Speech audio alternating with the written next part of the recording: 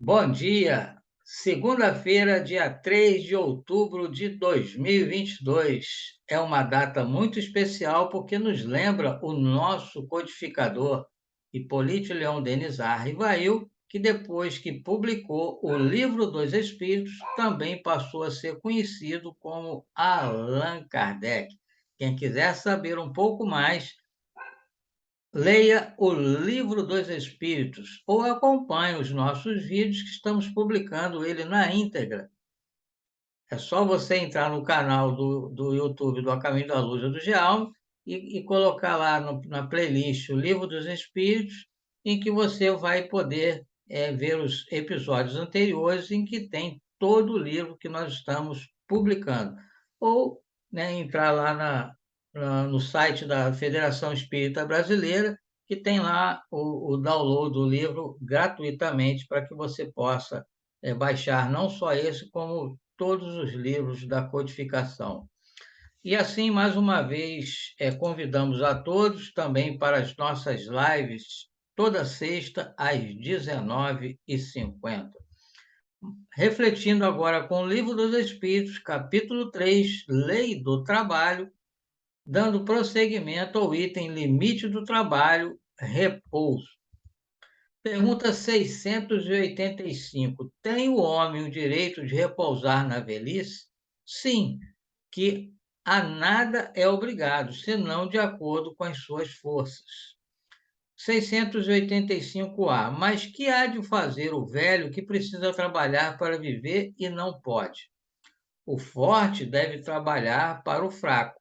Não tendo este família, a sociedade deve fazer as vezes desta, é a lei de caridade. Então, uma sociedade verdadeiramente civilizada, ela não deixa nenhuma criança desamparada e nenhum idoso também desamparado. E ampara a todos, orientando para que todos possam ser úteis na medida de suas possibilidades. Prossegue a resposta: não basta se diga ao homem que lhe corre o dever de trabalhar. Ele precisa ser orientado, ele precisa ser encaminhado, né? Você deve ensinar a pescar, e aí depois ele pode pescar o seu próprio peixe, né? Como tem muitos sábios que contam essa história, né?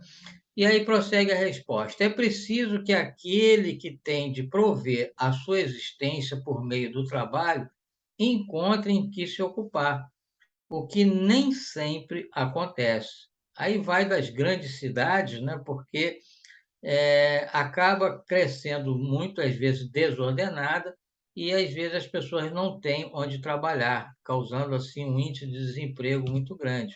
E a sociedade deve se organizar de forma que possa oferecer várias oportunidades de trabalho e todos possam ser úteis. Prossegue a resposta: quando se generaliza, a suspensão do trabalho assume as propriedades de um flagelo. É o que a nossa sociedade está passando, né? Aí o índice de violência aumenta, a miséria, pessoas dormindo na rua nessa friagem. Então, é uma situação lamentável e é proveniente dessa consequência, desse momento em que nem todos têm o trabalho que necessita para sobreviver. A ciência econômica procura remédio para isso, no equilíbrio entre produção e consumo. Nós sabemos que a ciência da administração, da economia, vai sempre estudando essas possibilidades, tentando equilibrar o que ele está dizendo aqui, a produção e o consumo, a demanda e a oferta. Prossegue a resposta: mas esse equilíbrio, dado seja possível estabelecer-se, sofrerá sempre intermitências. Isso é normal, natural, durante as quais não deixa o trabalhador de ter que viver. É o que aconteceu agora nesses 2 últimos anos, onde a nossa sociedade como um todo viveu o período de pandemia, onde tiveram que, por algum período, paralisar tudo. Isso causou um grande abalo e estamos sofrendo até hoje as consequências. Prossegue a resposta. Há um elemento que se não costuma fazer pesar na balança e sem o qual a ciência econômica não passa de simples teoria. Esse elemento é a educação. Não a educação intelectual, mas a educação moral.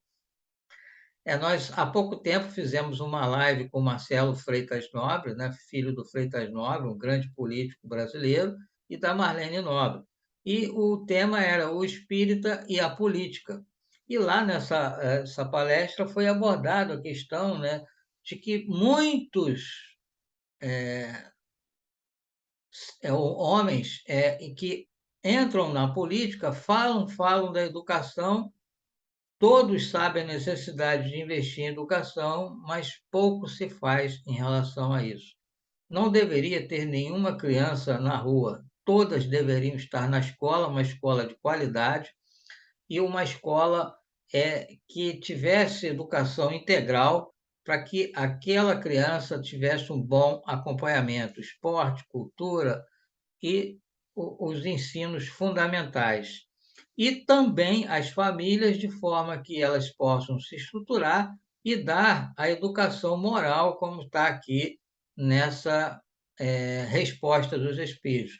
As duas são extremamente necessárias: a educação moral, que é dada em casa, e a educação intelectual, que é dada na escola, ou pelo menos deveria ser.